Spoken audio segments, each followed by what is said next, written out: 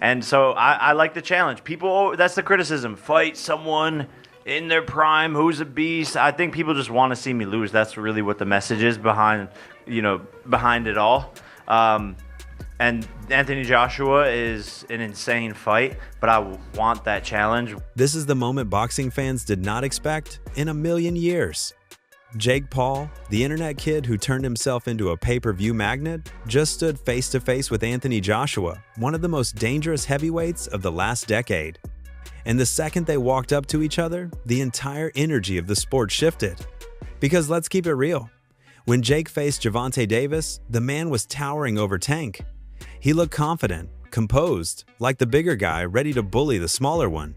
But this time, Jake walked up to Anthony Joshua, and suddenly, he wasn't the bully anymore. He looked like the one who might get folded. And everyone watching felt the same thing at the same time. This matchup is insane.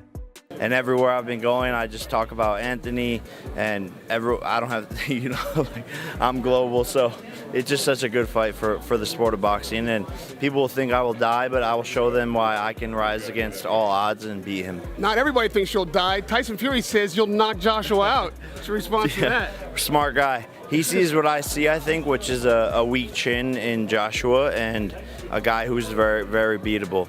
Now, it's the 50th anniversary of Rumble in the Jungle in Congo. Could you imagine you fighting Anthony Joshua there at the site of Ali Foreman? That's a genius idea. It's possible. It's possible. That's what we should make happen.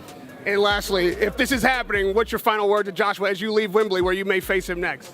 Man, I'm going to embarrass you in front of the whole world and steal your whole legacy and embarrass you. The face-off was tense. Jake tried to keep that signature smirk, the same confidence he carries into every one of these events. He talked his talk, saying he believes he can beat AJ. He says he sees holes in Joshua's game. He says size doesn't scare him. He says belief is everything, and he kept repeating it with that same conviction he always has.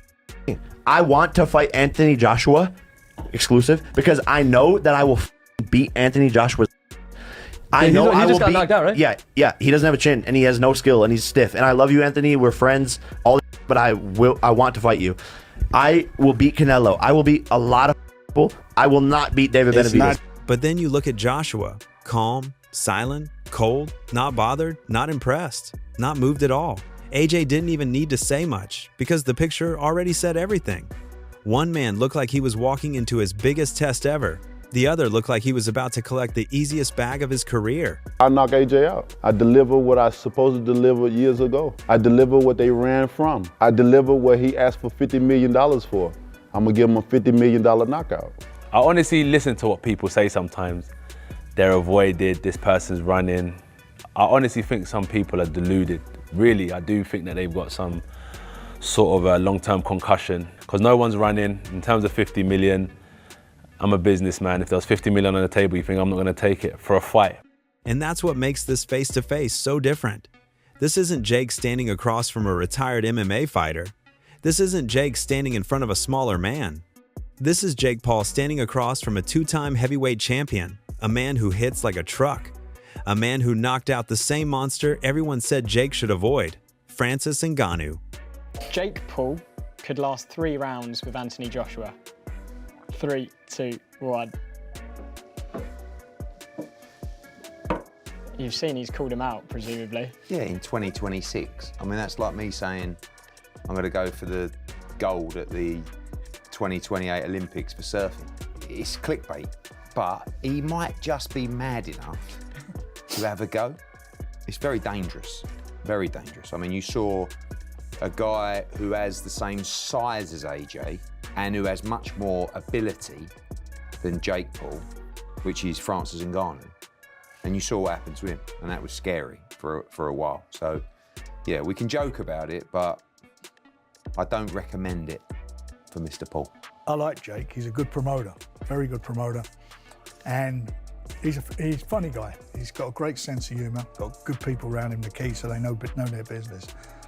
There's a massive weight disparity, and that's a tough thing to give away, especially with somebody who's got so much physical advantage over him, and he's a young guy, AJ. He's not an old guy, he's a young guy. Will it happen? Who knows? Anything happens sometimes in our sport. But I think that is a big ask of Jake beating him. Big ask. The second this face-off hit social media, everyone started saying the same thing. Jake Paul has lost his mind. How does a guy go from fighting Gervonta Davis, a fighter literally half his size, to fighting Anthony Joshua, a 250-pound heavyweight with bricks in his hands? How do you skip past steps that big? How does that even make sense? Now you've gone from a 250-pound world heavyweight champion to a 135-pound, 5'6". I mean, it's bizarre. You know, you've got a cruiserweight fighting a lightweight. But to understand how we got here, you have to rewind the chaos that led to this moment. Jake Paul wasn't supposed to be facing Anthony Joshua today. He was supposed to fight Gervonta Tank Davis, and that fight had the whole sport buzzing. People were picking sides, and the hype was insane. Jake was the bigger man by a mile. People genuinely believed Jake could beat Tank simply because of the size difference. 100%. He should beat Jake Paul, shouldn't he? No, he shouldn't. But you don't think? Sorry. So, I thought we were all unanimous here. Do you think that shouldn't. You think Jake Paul beats Gervonta Davis? 70 pounds is 70 pounds. Gervonta Davis is very small. 5'5". He's tiny, bro. That's what I'm saying. You got Jake Paul, he's a little man. If Jake Paul's tucking up, move on, and absorbing punishment for walking forward, then look, there's a weight advantage. But that entire storyline collapsed overnight. Tank's legal situation exploded. His ex pressed charges for kidnapping and battery, lawyers got involved, court dates got announced, and the fight with Jake Paul got canceled instantly. Gervonta Tank Davis did something awful again, and no, it wasn't scheduling another fight with Jake Paul. He beat a woman. Again. And once again, I'm not talking about Jake Paul. If you know Tank Davis, you know he has a lot of run-ins with the law. But this is actually a civil suit over a certain criminal case that was dropped earlier. And while everyone is innocent until proven guilty, this looks really bad for him. While all the details aren't out, we know from the details from the original case, which was basically a shut case with a lot of evidence that he did it. That, along with his prior incidents, innocent until proven guilty, but yeah. You know, if you do something like 6 times, people are gonna believe you did it the 7th.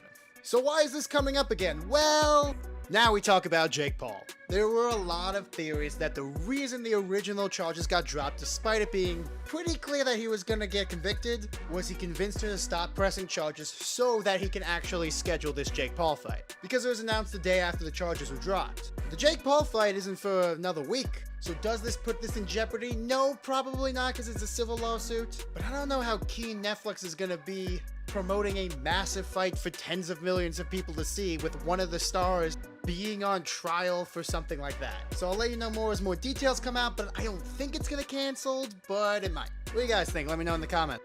It wasn't negotiable. It wasn't savable. Tank was drowning in legal chaos, and Jake watched months of preparation go down the drain.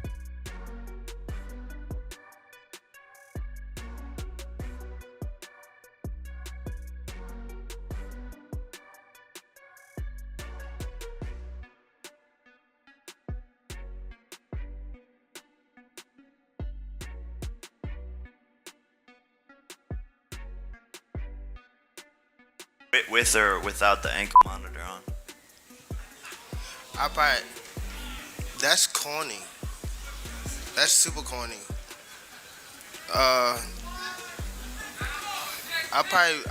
don't know how much I'll weigh. And the handcuffs too. Huh? What are you talking about, fam? How do you win this fight? That outfit is trash. For real. That outfit is garbage. And that hairstyle. Anybody that ever rocked a mohawk is a clown. We all know this. Anybody rocked a mohawk. Name You want to see clowns? You want to see clowns? Gervonta, you're the clown, buddy. You're the clown, Gervonta. Any man who puts his hands on a woman is the clown. Jake was furious, depressed, frustrated, because Tank wasn't a joke. Tank was a name. Beating Tank would have boosted Jake's resume like crazy.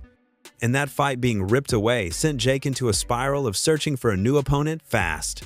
I don't know. I'm kind of in a sad mood. People don't realize how much effort is put into these training camps. Beat up a girl, dragged her through the parking lot, punched her in the face, and it's like, bro. He tried Francis Ngannou. That didn't go anywhere. Ngannou passed. But Jake, being Jake, didn't stop.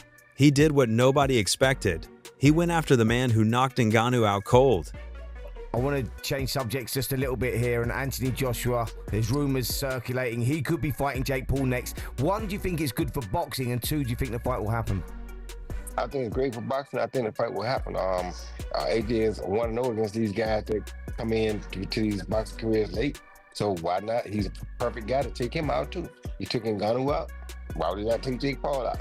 And for him, he'd probably make more money fighting Jake Paul than he will fight anybody else that he can fight right now. So why would he not do it? I mean, not that he needs the money right now anyway, but if he's going to do something, if you want to get a good win to put him back on the scene, that's a perfect win. You get a lot of money doing it.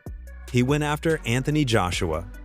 Jake didn't just jump weight classes. He jumped weight universes. He skipped every step. He broke every rule. And whether people love him or hate him, everyone is tuning in because they all want to see one thing: Jake Paul getting knocked out cold. Dana White literally said it. This fight is a bad idea. Jake shouldn't be doing this. Jake is going to get hurt.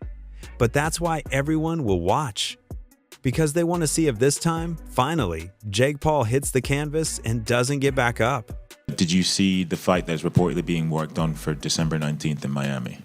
Did I see the fight being worked on December 19th in Miami? Yeah. No. Do you know which fight I'm talking about? No. Fair enough. Oh, Jesus. That's a fucking bad idea. That's a bad idea. But let me tell you what. A lot of people watch that one. Will you watch it? Sure. You know what everybody's tuning in for on that one. I think everybody's going to get what they've finally been waiting for. Anthony Joshua is not Ben Askren. He is not Nate Diaz. He is not Tyron Woodley. Anthony Joshua is a heavyweight killer with world-class skills. He's clean, polished, strong, and experienced with guys who could break ribs in sparring. And now Jake Paul is daring to fight him under the bright lights on Netflix. It's madness, it's entertainment, and it's exactly the kind of chaos Jake lives for. The Joshua thing is crazy. Is that a real conversation? Jake's a fucking lunatic, and it's probably real. I saw Joshua knock out Francis Ngannou, and the guy was like out cold for 5 minutes. And this is a guy who had never been knocked down, let alone knocked out. If he steps in the ring with him, and actually a bell rings and there are punches thrown, every bit of Jake Paul is not a real boxer conversation is gone forever. After the face-off, fans couldn't stop talking. Jake trying to act unfazed while staring into the eyes of a man who could literally lift him off the ground with a single uppercut. AJ just standing there looking like the final boss of boxing, Jake trying to convince the world he belongs there, AJ not even needing to answer. The visual alone told its own story. But if I can beat Jake Paul, then excuse my French, what the fuck is Anthony Joshua going to do to Jake Paul? I think my dad said that AJ could beat him with his prick, and I completely will back that up. Even if AJ had a broken arm in there, it still wouldn't go past a minute. To be quite honest with you, and as a safety aspect, there's no way that fight can go ahead. At the end of the day, my God, how good does it make me look? He gets beat by Jake Paul. Well, that automatically makes me two-time heavyweight champion of the world, doesn't it? There's no proper way. I've got to laugh about it. How are we even talking about this? He got his nut boxed off by me a little over 2 years ago, and now all of a sudden he's talking about fighting Anthony Joshua. It's like, come on. Like, you can't be serious. You can't beat me. I'm not Anthony Joshua, am I? So it's just ludicrous. It really is. But the craziest part is that Jake has wanted this fight for a long time. People think this matchup came out of nowhere, but Jake has been hinting at it for years. He always said he wanted to test himself. He always said he wanted to fight the biggest names. But even with all that confidence, no amount of time can prepare him for someone like Anthony Joshua. Hey, listen, you want Anthony Joshua? Yeah. You really want Anthony Joshua? Not only do I want him, but we're fighting next year. But you saw him against Francis Ngannou, right? Yeah, he's a beast. But this is what I'm saying. I want something that wakes me up. I want to wake up and be like, oh man, my life's on the fucking line. That type of shit excites me, bro. I need that challenge. I need that fucking crazy, badass, we're going to fucking War 300 Spartan shit. It's in my soul. It's in my DNA. And so Jake can train for months, years, whatever he wants. But fighting AJ is a different level, a different world, a different universe. And that's why people are calling this the craziest decision Jake Paul has ever made. The pros have already started reacting to this fight. Some are laughing, some are calling it suicide, some are calling Jake delusional, but almost all of them agree on one thing. This fight only ends one way.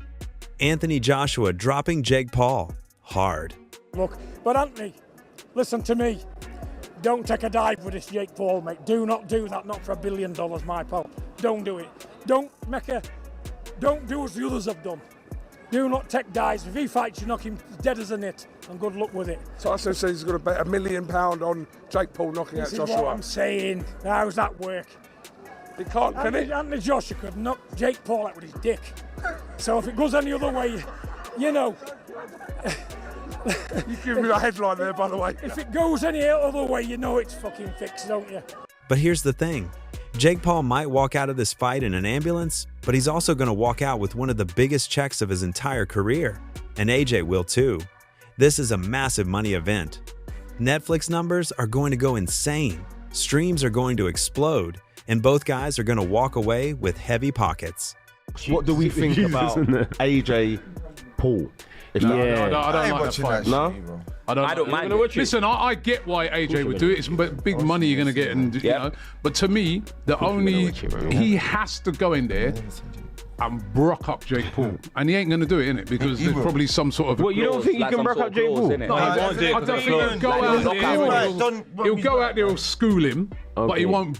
Listen, if AJ, if that's a proper fight, they're not even lasting a round. Yeah, well, we saw Mayweather knock out Logan and hold him up on the ropes. We saw that, innit? You get me? Mayweather knocked out Logan and he held him up. AJ versus Francis Ngannou. Look what he done to Ngannou, the UFC fight. No, but I want to see that. But I want to see that against Jake Paul, Black. Yeah, everyone wants to see that, but we ain't going to see that. And that's Motorola, fam. Did you see that? That's what I wasn't even thinking of that. So look at Ngannou, look at the size of him, look how dangerous he is and what AJ did to him. This is the thing. Round one. Imagine if he went out there. That's why I can't take that serious. Eddie Hearn saying he was supposed to do an undercard fight anyway, against someone that no one knows. But he's going to do 8 rounds against Jake for tens of millions. So he's still getting his little run out before the new year. Broski. And then he's supposed to fight Fury next year. That's what Turkey's saying. Don't you as a boxer, don't you get infuriated with these type of fights? Be real. Nah, what are you talking about? If you get offered a Jake Paul fight and you tell me you're not taking it, bro, I'll lose it. Wait, hang about. Them things, they change your life. He started all of this. Him, he started all but influence of This is the business side of boxing. Jake knows it, AJ knows it, and that's why this fight is happening. Because when you mix danger, chaos, fame, and money, the sport becomes unpredictable. And Jake Paul loves unpredictable. I get it, right? If someone knocks on your door and says, do you want to fight Jake Paul for 100 million? You're like, you'd be stupid to say no. No, I don't want that 100 million for what would be and will be and should be easy work for AJ. Like, well, why are you going to turn down 100 million? AJ should and could, should knock out Jake Paul in a round. Like, if Jake Paul was over here fighting under our British Boxing Board of Control, I don't think it would be a Southern Area Cruiserweight champion. AJ is a former unified heavyweight champion of the world that I still believe is a top 10 heavyweight in the world. Like, AJ should be able to destroy him. AJ is going to be 60 pounds or so bigger than him. AJ hits like a truck. AJ is a better boxer. Like, this is a no contest from the beginning. He got his fight canceled with Tank. He got rejected by Ngannou. And instead of stepping down, he stepped up into the most dangerous lane possible. This is the fight people are calling the bad idea that everyone wants to watch. And that's exactly why it will be one of the biggest events of the year. Jake believes he can shock the world. The rest of the world believes AJ will shock Jake's spine. And now it's only a matter of time before the bell rings and the truth comes out under those lights. Yeah, no, that we're gonna plan that for 2026. I talked to Anthony on the phone. You know, he called me up and was like, "I saw you call me out," and he's like, "Let's run it. Let's make it happen." Whatever happens on fight night, one thing is certain: Jake Paul is not afraid to chase the impossible. Anthony Joshua is not afraid to punish delusion, and the fans, they're not afraid to watch chaos unfold live. This is Jake Paul versus Anthony Joshua This is the face-off that changed everything, and this is the fight nobody asked for, but everyone is going to watch. So that's it for today's video. Drop your thoughts in the comments below. Don't forget to like this video and subscribe to Fight Field. I'll catch you in the next video.